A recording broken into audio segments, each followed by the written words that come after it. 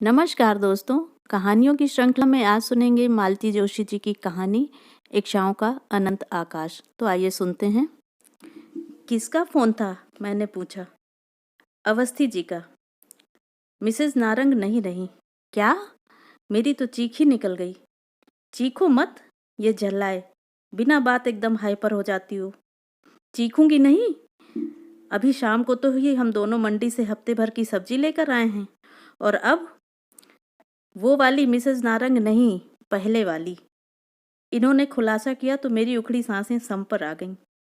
मैंने कसैले स्वर में कहा, पहले वाली के मरने जीने से हमें क्या मतलब? ये अवस्थी जी भी ना कभी कभी ज़्यादा ही सोशल बनने लगते हैं। उनका कोई कसूर नहीं है। नारंग साहब ने उन्हें फ़ोन करके सूचना दी है और घर पर बुलाया है।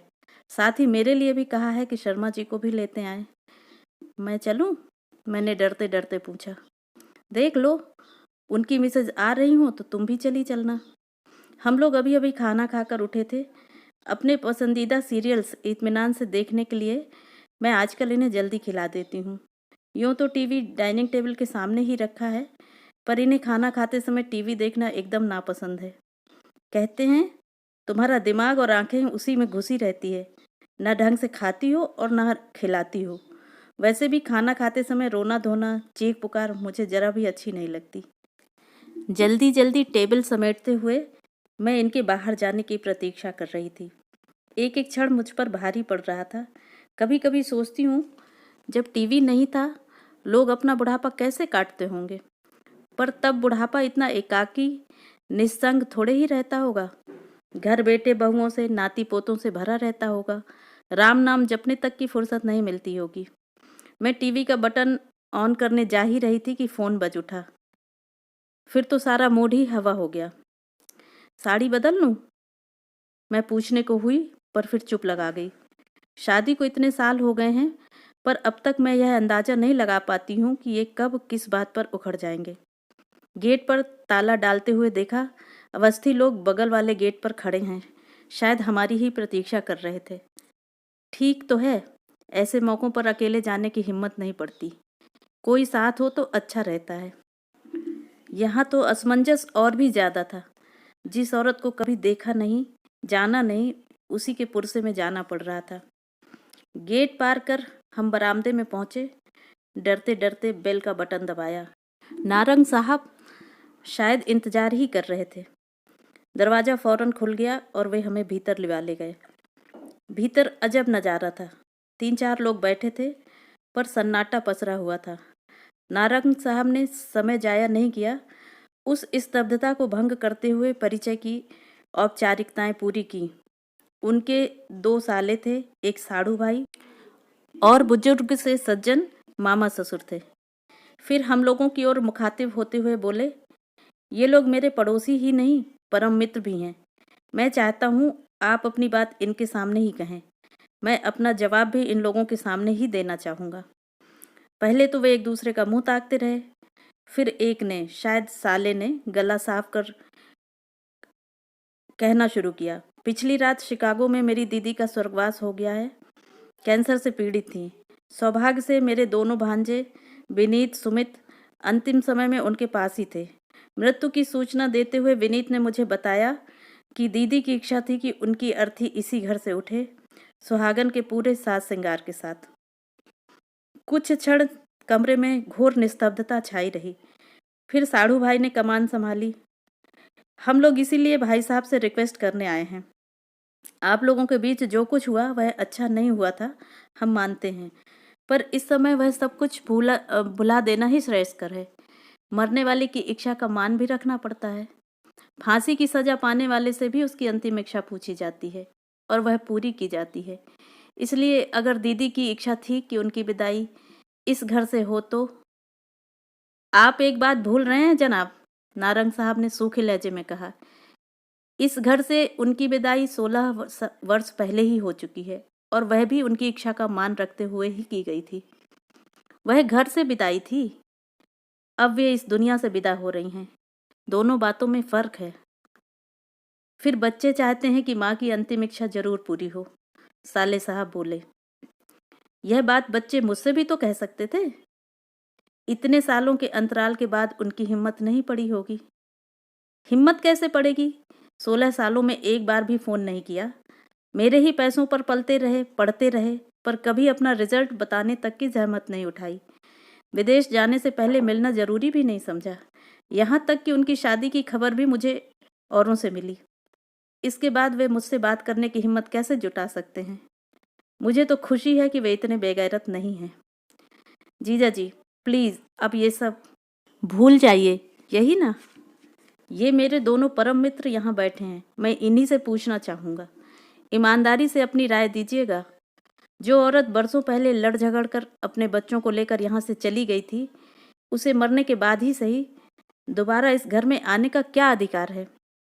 नारंग साहब की आंखें हम लोगों पर टिकी हुई थीं। उन आंखों में प्रश्न तो था ही, पर एक आक्रोश भी था, आग भी थी, बेहद एकाकीपन भी था। पहली बार मुझे कमरे में मिसेस नारंग की अनुपस्थिति का भान हुआ। वैसे उनका इस समय यहाँ होना बेहद अप्रासंगिक भी था। मैं सोच रही थी इस समय उन्होंने अपने आप को किस कमरे में बंद किया होगा। कानों पर हाथ दिए वे कहाँ छुपी बैठी होंगी। आप लोग कुछ तो बोलिए, लंबी प्रतीक्षा के बाद मिस्टर नारंग ने कहा। हम लोगों ने सिर उठाया। अवस्थी जी ने गला साफ किया और बोले, नारंग साहब, अगर आप इजाज़त दें, मैं इन लोगों से एक प्रश्न पूछना चाहूँगा। मिस्टर नारंग ने स्वीकारोक्ति में सिर हिला दिया। बोले, कुछ नहीं। अवस्थी जी फिर आगंतुकों से मुखातिब होकर बोले, मैं एक बहुत ही कड़वी बात कहने जा रहा हूँ और उसके लिए पहले से ही माफ़ी मांग लेता हूँ। भगवान हमारे नारंग साहब को लंबी उम्र दे, पर मान लीजिए बात ठीक इससे उलट होती, हमारे मित्र को कुछ हो जाता तो क्या आपकी दीदी अपने सुहाग चिन्ह उतार देती, पैराग ले लेती? उनकी बात पूरी भी ना हो पाई थी कि मिस्टर नारंग उठकर भीतर चले गए। हम लोगों को तो जैसे सांप सूंघ गया।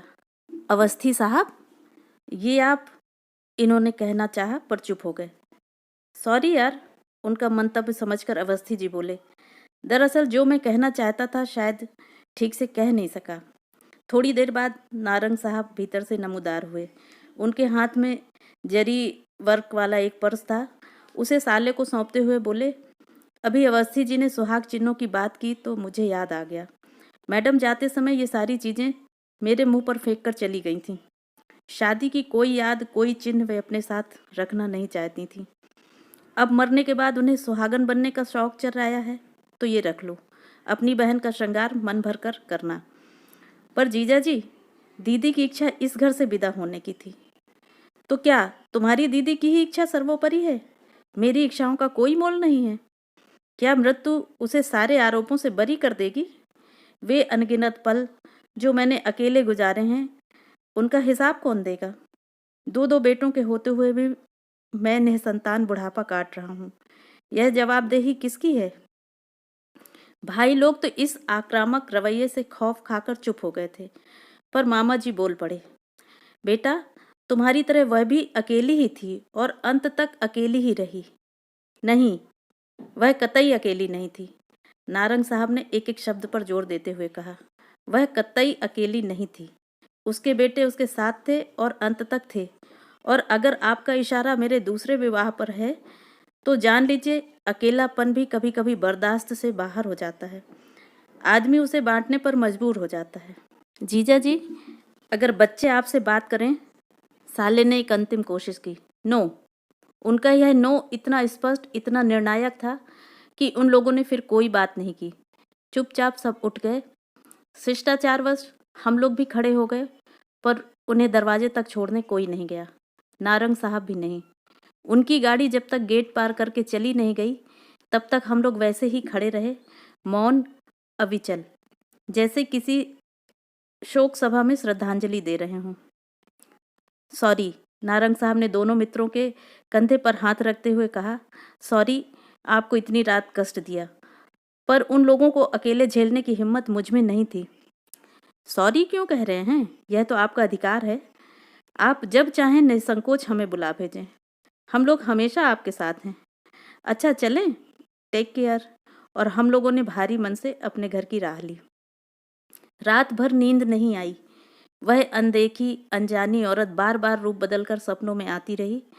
समझ में नहीं आ रहा था कि जिस घर को वह बरसों पहले छोड़ गई थी, उसके प्रति इतना मोह क्यों? जिस पति के लिए मन में इतना तिरस्कार, उसके नाम से फिर मांग भरने की जिद क्यों? क्या यह प्रतिशोध का कोई नया तरीका था, या पछतावे की प्रतिक्रिया थी, या कि मन के किसी कोने में अब भी पति के लिए प्रेम दुबका बैठा था? सच, मानव मन एक गुफा की तरह होता है, उसका ओर छोर पता ही नहीं चलता। 8 साल पहले इस बंगले में आना हुआ था।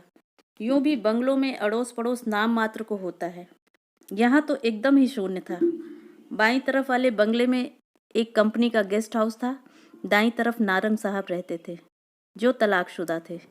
मुझे इतनी कोफ्त हुई कि बता नहीं सकती, लेकिन नारंग साहब के साथ इनकी अच्छी पटरी बैठ गई थी। दोनों रोज सुबह घूमने जाते, शाम को ब्रिज का खेल जमता। वहीं अवस्थी जी से परिचय हुआ, जो 4-5 बंगले छोड़कर रहते थे। जब पुरुष वर्ग अपने खेल में मग्न होता, मिसेज अवस्थी अपनी बोरियत दूर करने मेरे पास आ जाती। हम लोगों में अच्छा बहनापा हो गया। फिर एक दिन सुना कि नारंग साहब शादी कर रहे हैं। तर्क वितर्कों की जैसे बाढ़ सी आ गई। किसी ने कहा इसी औरत के कारण पहली वाली छोड़कर चली गई, लेकिन फिर 10 साल बर्बाद करने की क्या जरूरत थी? तलाक के तुरंत बाद शादी कर सकते थे। किसी ने कहा दिवंगत मित्र की पत्नी है, उसे सहारा देने के लिए यह कदम उठाया है। किसी ने कहा ऑफिस की सहकर्मी है। शादी के बाद एक छोटी सी पार्टी देकर नारंग साहब ने पत्नी को मित्रों रिश्तेदारों से विधिवत मिलवाया। तभी इन विवादों का, अफवाहों का दौर शांत हुआ। नई वाली मिसेज नारंग मुझे देखते ही भाग गईं। हम लोगों की खूब अच्छी ट्यूनिंग जम गई। उनकी कहानी वही थी जो आधुनिक भारत की 40% कन्याओं की होती है। पिता की अकाल मृत्यु, कोमल कंधों पर घर परिवार का भार, भाई बहनों को एक एक कर निपटाते हुए अपने बारे में सोचने का समय ही नहीं मिला। जब सारी जिम्मेदारियों से फारिग हुई तो पता चला उम्र 45 को छू रही है। तब भाई बहनों ने पहल की, ब्यूरो में नाम लिखवाया, अखबारों में विज्ञापन दिया। जांच पड़ताल के बाद नारंग साहब का नाम फाइनल हुआ और वे मेरा पड़ोस गुलजार करने आ गईं। यह सुख उन्हें जीवन में इतनी देर बाद मिला था कि अपनी इतने बरसों पुरानी नौकरी उन्होंने एक झटके के साथ छोड़ दी। अपनी नई नवेली घर गृहस्थी में अब वे ऐसे रच बस गई हैं जैसे बरसों से बस यही करती आ रही हूँ। आधी रात के बाद कहीं मुश्किल से आंख लग पाई थी कि घंटी बजी। पहले तो समझ में ही नहीं आया कि दरवाजे की घंटी है या फ़ोन की। फिर पता चला कि इनके मोबाइल की रिंग है। अधमुंदी पलकों से मैंने घड़ी देखी, सुबह के 5 बज रहे थे। तब तक वे फ़ोन रख चुके थे। किसका फ़ोन था? नारंग का। गेट पर खड़े हैं। इन्होंने उठते हुए कहा, ये चप्पल डालकर बाहर को चल पड़े तो गाउन पर शॉल डालकर मैं भी पीछे पीछे हो ली। रात करीब 11 बजे तो हम लोग उनके घर से लौटे थे। अब इतनी सी देर में और क्या हो गया? सदर दरवाजा खोलकर हम लोग बाहर आए। धुंधलके में गेट के बाहर एक आकृति नजर आ रही थी। उनका फ़ोन आ गया था इसलिए निश्चिंत थे, नहीं तो एकदम गेट खोलने की हिम्मत नहीं पड़ती। सॉरी, आपको सुबह सुबह डिस्टर्ब कर रहा हूँ। नहीं नहीं, गेट मत खोलिए, मैं भीतर नहीं आऊँगा, बस यह चाबी देने आया हूँ। चाबी? किस लिए? बच्चे माँ को लेकर आ रहे हैं, शायद 9-10 बजे तक यहाँ पहुँचेंगे। पर आपने तो कल मना कर दिया था ना? हाँ, पर आधी रात के बाद मुंबई से बच्चों का फ़ोन आया। बरसों बाद उनकी आवाज़ सुनी थी। बरसों बाद उन्होंने कुछ मांगा था, मना नहीं कर सका। क्षण भर को वे चुप हो गए, शायद उनका गला भर आया था। पर तुरंत ही उन्होंने अपने को संभाल लिया और कहा, हम लोग 15-20 दिनों के लिए बाहर जा रहे हैं। वे लोग अगर 13वीं भी यहाँ से करना चाहें तो कर सकते हैं। मतलब आप नहीं रहेंगे? नहीं, और मेरा रहना जरूरी भी नहीं है। अंत्येष्टि में तथा संस्कारों में बेटों की उपस्थिति जरूरी होती है, तो वे दोनों तो रहेंगे ही। कुछ क्षण चुप्पी छाई रही। फिर वे बोले, शर्मा जी, सबका कहना था कि मरने वाले की इच्छा का सम्मान करना चाहिए, सो कर रहा हूँ। पर उसके लिए किसी जीवित व्यक्ति का मैं अपमान तो नहीं कर सकता ना। अच्छा, अब मैं चलूँगा। मिसेस गाड़ी में वेट कर रही हैं। और चाबियाँ इन्हें सौंप कर वे चल पड़े।